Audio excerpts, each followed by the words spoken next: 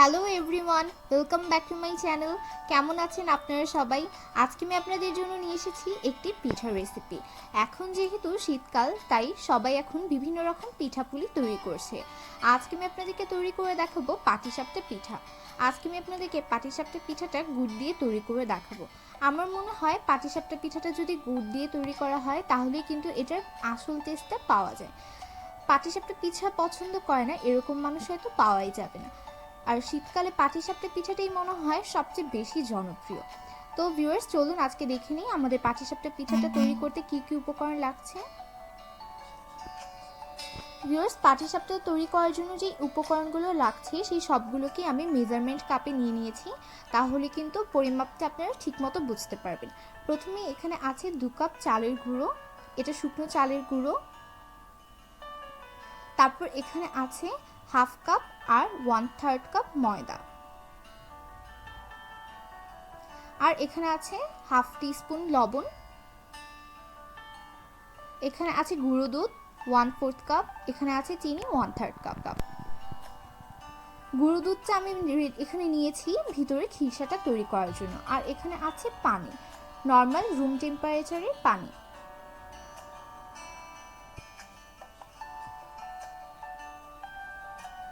আরও এখানে আছে গুড়ের শিরা।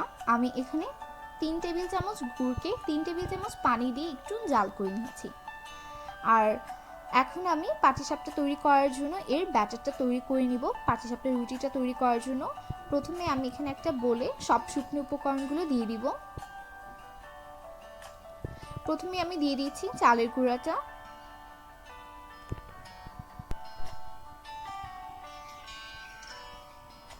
এখন দিয়ে দিচ্ছি ময়দা। আমি 2 কাপ চালের গুঁড়োর জন্য এখানে 1/2 কাপ আর 1/3 কাপ ময়দা ইউজ করেছি, যাতে আমার পিঠার যে রুটিটা সেই রুটিটা একটু সফট হয় সেই জন্য। এখন দিয়ে দিচ্ছি লবণ। লবণটা আপনারা আপনাদের স্বাদ মতো দিতে পারেন। এখন আমি সব শুকনো উপকরণগুলোকে একটা হ্যান্ড হুইস্কের সাহায্যে খুব ভালো করে একটু মিশিয়ে নিব।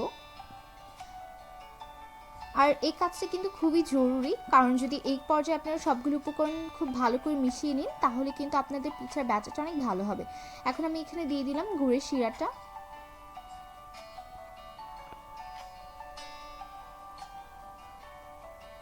এখন এটাকে মিশিয়ে আমি এখানে পানি অ্যাড করে নিব। আপনারা কিন্তু সবটুকু পানি একবারে দিয়ে দিবেন না, পানিটা অল্প অল্প করে মিশিয়ে নেবেন। আমি এখানে দিয়ে দিলাম 1.5 কাপ পানি প্রথমে। এখন আমি এটাকে খুব ভালো করে আগে মিশিয়ে নিব। খুব ভালো করে এটা মিশাতে হবে, আর এটা এরকমভাবে মিশাতে হবে যাতে কোনো দলা না থাকে। আস্তে আস্তে খুব ভালো করে এটাকে মিশিয়ে নিতে হবে।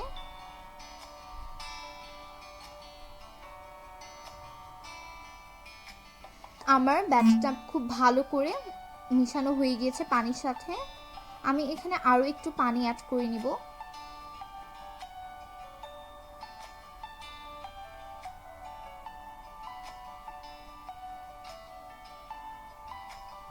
খুব ভালো করে কিন্তু এটাকে মিশিয়ে নিতে হবে।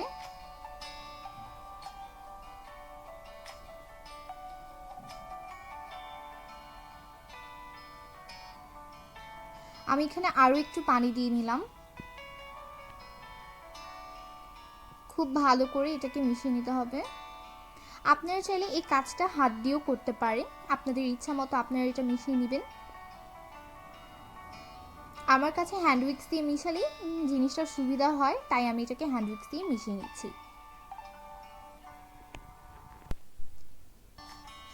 খুব ভালো করে এটাকে মিশিয়ে এটাকে আমি 1 ঘন্টার জন্য রেস্টে রেখে নিব।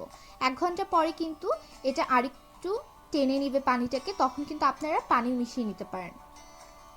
এখন আমরা দেখে নিব খিরসা তৈরি করার জন্য আমাদের কী কী লাগছে। খিরসা তৈরি করার জন্য আমাদের খুব বেশি কিছু লাগছে না, লাগছে 1 লিটার দুধ। আমি যেহেতু 2 কাপ চালের গুঁড়ো আর 1/2 কাপ আর 1 কাপ ময়দা নিয়েছি, তাই আমার এর জন্য লাগবে 1 লিটার দুধ। আমি এখানে গরুর দুধ নিয়েছি লিকুইডটা, আপনারা চাইলে এটা কিন্তু গুঁড়ো দুধ দিয়েও করতে পারবেন।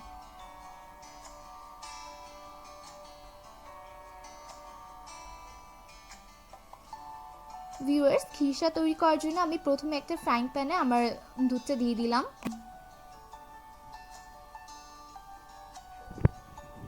আপনারা কিন্তু চাইলে এখানে গুঁড়ো দুধ দিয়েও করতে পারেন। সেক্ষেত্রে আপনারা 2 কাপ গুঁড়ো দুধ ও 2 কাপ পানি নিয়ে খুব ভালো করে মিশিয়ে সেটা জাল করে নেবেন অল্প সময়ের জন্য।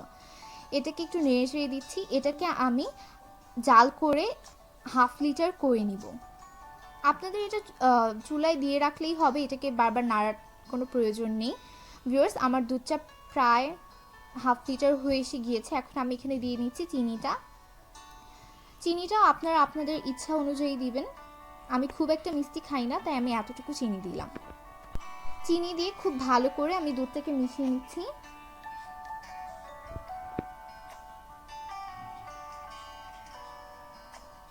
ভিউয়ার্স, আমার দুধটা 1.5 লিটার আধা লিটার হয়ে গিয়েছে। দেখুন কালারটাও চেঞ্জ হয়ে এসেছে। ভিউয়ার্স, আমি কিন্তু এখানে কোনো এলাচ বা দারচিনি ইউজ করিনি, কারণ দুধটা ঘন হওয়ার পরে কিন্তু দুধ থেকেই একটা ফ্লেভার আসে। এখন আমি এখানে 1 টেবিল চামচ চালের গুঁড়ো আর 1 টেবিল চামচ দুধ খুব ভালো করে মিশিয়ে নিয়েছি। এখন এটাকে আমি দুধের মধ্যে দিয়ে দিলাম। এটাকে দুধে দেওয়ার পর কিন্তু দুধটা অনবরত নাড়তে হবে, না হলে কিন্তু খিরসাটা নিচে লেগে যাবে। ভিউয়ার্স, এটাকে খুব ভালো করে নাড়তে হবে। আপনারা চাইলে এখানে দারচিনি বা এলাচ ইউজ করতে পারেন।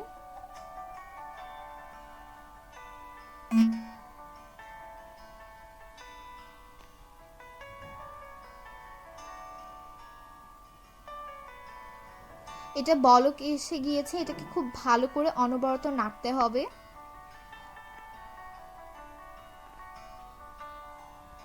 ভিউয়ার্স, আমি এটাকে অনবরত নেড়ে নিচ্ছি, দেখতেই পাচ্ছেন। ভিউয়ার্স, আমার খিরসাটা প্রায় ঘন হয়ে এসেছে, দেখুন। এখন আমি এখানে দিয়ে দিব গুঁড়া দুধটা। দেখুন অনেকটা শুকিয়ে গিয়েছে এটা। এখন আমি এখানে দিয়ে দিচ্ছি গুঁড়া দুধটা। আমি এখানে 1/4 কাপ গুঁড়া দুধ ইউজ করেছি, আপনারা চাইলে এর থেকে বেশি ইউজ করতে পারেন। আর এই পর্যায়ে গুঁড়া দুধটা দিলে কিন্তু খিরসার টেস্টটা অনেক বেশি বেড়ে যায়। আমি যেহেতু পাটিসাপটার রুটিটা গুড় দিয়ে তৈরি করেছি, তাই আমি খিরসাটা চিনি দিয়ে করলাম। আপনারা চাইলে একটাও গুড় দিয়ে তৈরি করে নিতে পারেন। এটাকে খুব ভালো করে নাড়তে হবে যতক্ষণ না এটা ফ্রাই প্যানের গা থেকে উঠে আসছে। ভিউয়ার্স, দেখুন আমার খিরসাটা কিন্তু ফ্রাই প্যানের গা থেকে উঠে আসছে, তার মানে আমার খিরসাটা প্রায় হয়ে এসে গিয়েছে। দেখেই বুঝতে পারছেন। ভিউয়ার্স, এখন আমি এখানে দিয়ে দিলাম 1 চা চামচ ঘিটা আমি গলিয়ে নিয়েছিলাম। এই পর্যায়ে ঘিটা দিলে কিন্তু খিরসার টেস্টটা অনেক বেশি বেড়ে যায়, তাই আপনারা ট্রাই করবেন এই পর্যায়ে একটু ঘি দেওয়ার জন্য।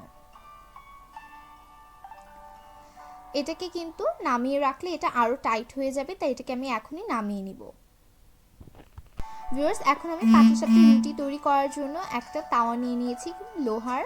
এটাতে আমি প্রথমে ঘি ব্রাশ করে নিলাম, সামান্য পরিমাণ ঘি খুব ভালো করে আমি ব্রাশ করে নিলাম। এখন আমি এখানে 1/2 কাপ ব্যাটার দিয়ে একটা পাতলা রুটির মতো তৈরি করে নিব। আপনারা চাইলে কোনো গর্তযুক্ত চামচ দিয়েও কিন্তু এই রুটিটা তৈরি করে নিতে পারেন। এখন আমি রুটিটাকে একটু ঘুরিয়ে দিচ্ছি। আর ভিউয়ার্স, আমি কিন্তু এই পর্যায়ে চুলার আঁচটা মিডিয়াম থেকে একটু কম রেখেছি। এখন তো 2 রকম পাটিসাপটা হয়, একটা খুবই বেশি সফট আর একটা হচ্ছে একটু ছিদ্রযুক্ত। আমি ছিদ্রযুক্ত পাটিসাপটাটাই পছন্দ করি। এটাকে ঢেকে দিলাম 2 মিনিটের জন্য। ভিউয়ার্স, 2 মিনিট হয়ে গিয়েছে, আমার পাটিসাপটার রুটিটা উপর দিকে কিন্তু শুকিয়ে গিয়েছে, দেখেই বুঝতে পারছেন। এখন আমি এখানে দিয়ে দিচ্ছি আমার তৈরি করা খিরসাটা আমি খুব ভালো করে এটার সাথে মিশিয়ে নিচ্ছি। এক সাইডেই খিরসাটা দেওয়ার চেষ্টা করবেন, তাহলে পিঠাটা ফোল্ড করতে সুবিধা হবে।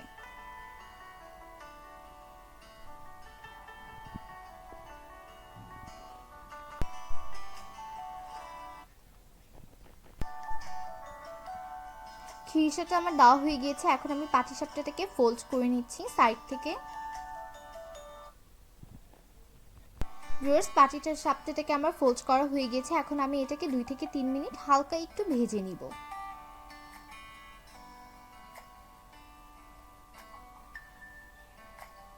দু সাইড খুব ভালো করে একটু হালকা করে ভেজে নিব আমি।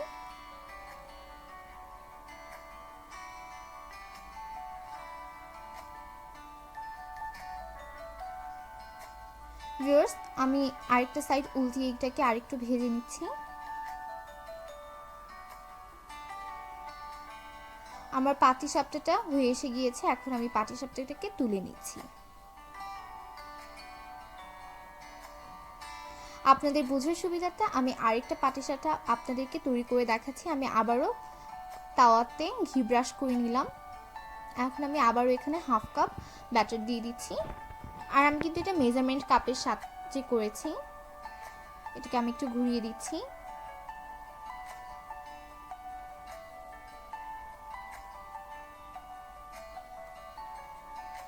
এটাকে আমি আবারও ঢাকনা দিয়ে ঢেকে দিলাম।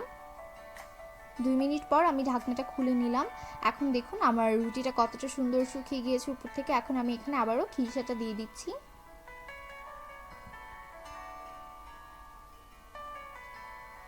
ভিউয়ার্স, আমার প্রত্যেকটা পাটিসাপটার জন্য 2 চা চামচ করে খিরসা লেগেছে। আপনারা চাইলে এর থেকে বেশিও দিতে পারেন। আর আপনারা কিন্তু দেখেই বুঝতে পেরেছেন আমি পাটিসাপটার রুটিগুলোকে খুব বেশি বড় করিনি, মিডিয়াম সাইজের করেছি। আমি খিরসাটা খুব ভালো করে দিয়ে আমি পাটিসাপটাকে এখন আবার ফোল্ড করে নিব।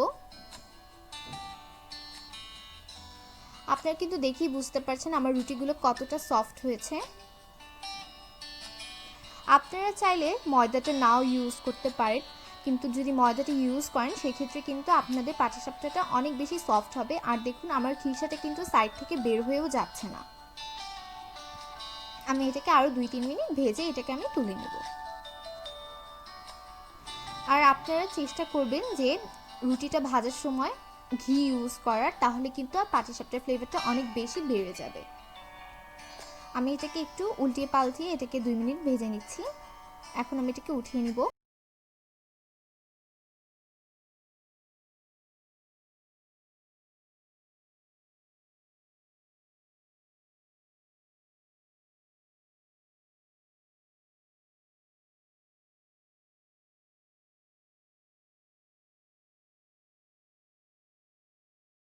ভিউয়ার্স, আমি আপনাদেরকে একটা পাটিসাপটা খেয়ে বলছি কীরকম হয়েছে। পাটিসাপটাটা খেতে কিন্তু দারুণ হয়েছে। ভিউয়ার্স, আপনারা সবাই আমার ভিডিওটাকে লাইক, কমেন্ট, শেয়ার করে আমার পাশে থাকবেন। আল্লাহ হাফেজ।